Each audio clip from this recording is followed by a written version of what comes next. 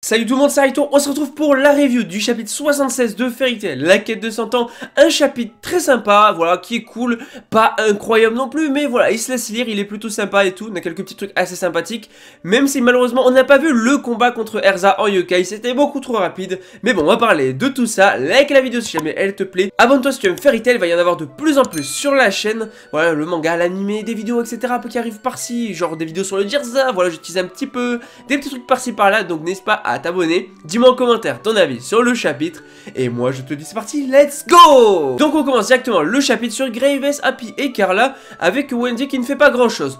Bon, forcément on a Grey qui ne peut pas utiliser sa glace, donc qui va passer directement au corps à corps avec des attaques, tout simplement des attaques basiques, un coup de poing, rien de plus efficace. Eh ben oui, si la magie marche pas, autant juste donner un coup de poing. En tout cas voilà, on a Happy et Carla qui vont foncer sur Grey, Grey qui se prépare à frapper, et qui au dernier moment se rend compte qu'il ne peut pas faire ça, il ne peut pas, c'est trop dur, il peut pas frapper Happy et Carla. Il n'y arrive pas, ouais, il peut pas, voilà, il sait que c'est Happy et Carla, malgré le fait qu'ils soient transformés, il n'est pas capable de les frapper. Ce qui n'est pas le cas de Natsu qui débarque en donnant un bon gros coup de pied sur Happy. C'était énorme, voilà, lui, il en a rien à faire, il s'est dit ok, il y a un tigre, vas-y que je le frappe, alors qu'en fait il s'est pas rendu compte que c'était Happy. Bref, du coup, forcément, Natsu les a mis KO, pas de problème, et là on a Lucy et Aquarius qui vont se pointer avec Natsu, et du coup ils se demandent comment rendre à Wendy sa forme normale, puisqu'elle est en yokai. Et donc du coup, on a Aquarius qui va lui faire boire de l'eau, voilà, et elle va lui dire c'est du poison, donc elle va lui faire glou glou glou glou, elle va lui faire boire et tout, elle va lui dire c'est bon, c'est la fin pour toi et tout, tu vas mourir et tout, ouais, donc c'est du poison, et au final, ce qui est vraiment pas mal, c'est que ça va forcer Wendy à utiliser une magie pour du coup annuler toute condition anormale, et donc du coup elle va l'utiliser, et forcément la transformation en yokai est une condition anormale, et donc du coup en utilisant sa technique Rise en anglais, qui permet du coup d'annuler toute condition anormale, elle va forcément annuler sa transformation en yokai. Voilà, donc en fait Aquarius avait fait ça exprès pour que Wendy utilise cette technique là, pour qu'au final du coup elle reprenne son apparence normale. Bref, du coup bah, forcément Yuko qui est un petit peu étonné, tu vois, de voir ça, et Selene n'est vraiment pas contente dans le chapitre. Autant les derniers chapitres ça allait, là elle est de moins en moins contente, elle a plus envie de rigoler. Bref, du coup Happy est redevenu normal, et au final il nous reste un perso qui va arriver, Erza Scarlet en version araignée. Désolé mais le design de Erza version araignée est excellent, il est super beau, vraiment. Je le trouve magnifique, une sorte de femme araignée, je la trouve super belle. Alors ceux qui ont la phobie des araignées ça va pas être ouf pour vous, mais personnellement je trouve son design incroyable et c'est dommage qu'on l'ait pas vu entièrement combattre, parce qu'on n'a pas eu vraiment de combat.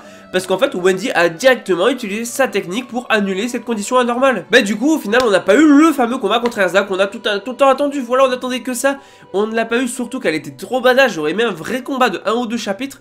Mais bon, c'est pas pour tout de suite malheureusement. Voilà, pas de combat de ce côté là. Donc un petit peu déçu, j'aurais aimé voir Erza combattre en forme araignée. Surtout qu'elle est trop stylée, mais ça sera pas pour tout de suite. Donc Erza ne combattra pas parce que Wendy est là et peut annuler les conditions anormales. Donc ça va un petit peu vite et tout. Donc voilà, pourquoi pas à la limite, mais c'est pas incroyable non plus. Bref, Selene n'est pas contente parce qu'elle peut pas boire et se divertir devant tout ça. Du coup, je sais pas trop ce qu'elle a dit, ce que c'était en anglais, mais j'ai l'impression qu'elle veut s'en occuper personnellement. Et que du coup, on a Yuko qui va les envoyer donc dans les sortes d'enfer de la distorsion ou je sais pas quoi. Alors ça, j'ai pas tout compris, mais on va arriver directement à la fin du chapitre parce que oui, le chapitre, il y a pas grand chose à dire dessus, à part qu'il y a beaucoup d'humour, etc. Et qu'au final, Wendy reprend son apparence normale, Erza reprend son apparence normale.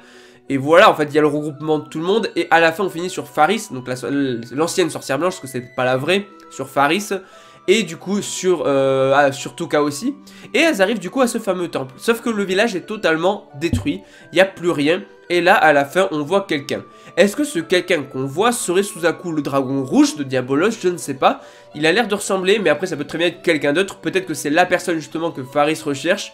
Je ne sais pas. Enfin voilà, en tout cas le chapitre finit sur ça. Du coup, le village est détruit. Est-ce que c'est quelqu'un qui a été envoyé par Selene? Ou est-ce que c'est Suzaku le dragon rouge qui du coup a tout simplement détruit le village pour je ne sais quelle raison? Ou un autre personnage aussi, peut-être, pourquoi pas. Il n'y a pas grand chose à dire sur le chapitre, en vrai il n'y a pas grand chose, donc voilà, je pense que globalement j'ai dit ce qu'il y avait à dire tout simplement. Voilà, le chapitre est cool, mais il n'est pas incroyable, donc il n'y a pas grand chose à dire. Donc en tout cas, likez la vidéo si jamais elle vous plaît. Abonnez-vous si vous aimez Fairy Tail, cette chaîne est faite pour vous. Dites-moi en commentaire votre avis sur le chapitre.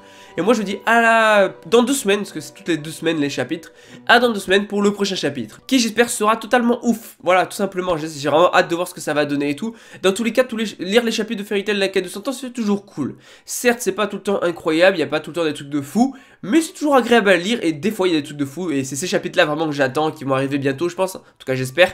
En tout cas, je vous dis à la prochaine. Allez, ciao tout le monde.